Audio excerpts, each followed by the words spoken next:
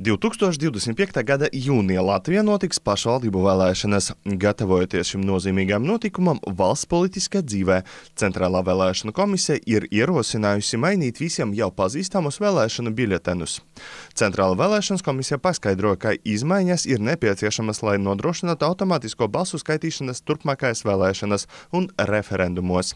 Savukārt Digitālās attīstības valsts aģentūra, kas ir atbildīga par vēlēšanu sistēmu sagatavošanu, norāda, ka pašreizējo vēlēšanu biļetenu ar pasvītrotiem kandidātu vārdiem lasīšana var būt problemātiska.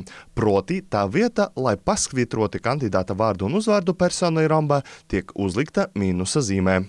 Jaunā balsošanas biļetenes dizainā ierosināts atstāt pašreizējos rombus pie kandidāta vārdiem ar zaļiem un sarkaniem kvadrātiņiem, no kuriem vienu vēlētājs var atzīmēt, lai paustu īpašu atbalstu vai norādījumu kandidātam, un nav nozīmes, vai vēlētais ievelk punktu, plusu vai mīnusu noteiktas krāsas kvadrātā, vai pat to pilnībā izkraso, jo automātiskā skaitīšanas iekārtā jebkuru atzīmi, kas izdarīta kādā no kvadrātiņiem, uzskatīs par pareizu un derīgu. Vairums parlamentāras komisijas locekļu nolēma atbalstīt Centrālās vēlēšanu komisijas ierosinātos likuma grozījumus.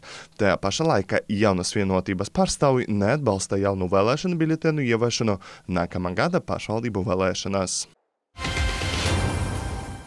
Turpinot tēmu par politiku, Tiesību sarga birojas iebilda pret ierobežojumiem, kas atļauj vēlēšanu agitāciju tikai valsts valodā. Šos grozījumus Saeima pieņēma pagājušā vasarā. Partija Saskaņa vērsās Konstitucionālajā tiesā, lai apspriedētu šo noteikumu. Lietas ietvaros tika pieprasīts Tiesību sarga atzinums par to, vai agitācijas ierobežojumi atbilst Latvijas konstitūcijas 100. pantam. Tajā teikts šādi: ikvienam ir tiesības uz vārda brīvību, kas ietver tiesības saņemt, paturēt un izplatīt informāciju un paust savus uzskatus. Cenzūra ir aizliegta. Tieši šā iemesla dēļ pēc Tiesību sarga ieskata apspriedēta likuma norma neatbilst Satversmes 100. pantam un līdz ar to neatbilst demokrātiskas sabiedrības pamatvērtībām. Satversmes tiesa 22. oktobrī lems, kādā formātā izskatīs lietu mutvārdu vai rakstveida procesā. No 19. septembra līdz 8. oktobrim Latvijā, tostarp Latgalē, norisinās visaptverošas valsts aizsardzības mācības NAMEIS 2024. Mācību mērķis ir stiprināt NATO valstu bruņotu spēku savstarpēju sadarbību, stiprināt gatavību sauszemes aizsardzībai, kā arī demonstrēt vienību, klātbūtni Vidzemes, Latgales un Sēlijas reģionos. Savukārt, lai veidotu sadarbību ar vietējiem iedzīvotājiem, mūsu reģiona un Sēlijas iedzīvotājiem tiks dota iespēja apmeklēt militāras tehnikas izstādes un iepazīties ar NBS bruņotu un ekipējumu. Viena no tām notika Daugavpilī 19. septembrī. Karavīri no Latvijas, Kanādas, Itālijas šajā dienā bija gatavi atbildēt gandrīz uz visiem iestādes apmeklētāju ieinteresējošiem jautājumiem. Savukārt pēdējiem bija iespēja pielaikot karavīra terpu, pastaigāties ar karavīra mugursomu un saprast, cik grūti būt karavīram. Karavīrs bez labas fiziskas formas nav karavīrs.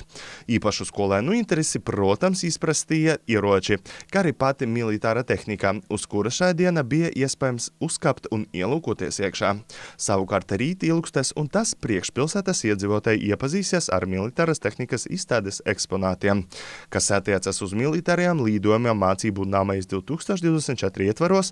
Tie Latgalē paredzēti 20., 25., 26. un 27. septembrī. No nākamā gada ar nodokļiem neapliekamu minimumu pensionāriem var noteikt 1000 eiro mēnesī. Par to paziņoja Labklājības ministrs Uldis Augulis. Pašlaik ar nodokļiem neapliekamais minimums senioriem ir 500 eiro. Labklājības ministrijas vadītājs arī paziņoja, ka koalīcija ir panākusi vienošanos par pensiju pilnīgo indeksāciju atbilstoši vidējas algas slieksnim no nākamā gada 1. oktobrā. Ir zināms, ka 2025. gadā tas būs aptuveni 1360 eiro. Šoruden pensija tiks pilnībā indeksēta līdz 683 eiro. Savukārt pabalstu strādājošiem vecākiem plānots palielināts līdz 60% no kopējā vecāku pabalstā. Visi šie priekšlikumi tiks izskatīti valdības sēdē, kā daļa no nākamā gada valsts budžeta. No šā gada oktobra Nodarbinātības valsts aģentūra aicina nodarbinātos un pašnodarbinātos pieteikties latviešu valodas apmācībām. Iespēja apmeklēt kursus tiks dota cilvēkiem, kuriem ir vai nu nepietiekama izglītība, lai konkurētu darba tirgu, un vai arī noteikta invaliditātes grupā, vai kuri ir vecāki par 50 gadiem.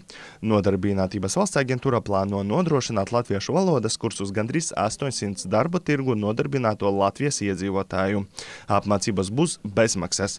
Programma tiek īstenota Eiropas Savienības atveseļošanas fonda finansējuma projekta Prasmju attīstība pieaugušiem ietvaros. Katru gadu 22. septembrī Eiropā tika rīkota kampaņa Diena bez auto.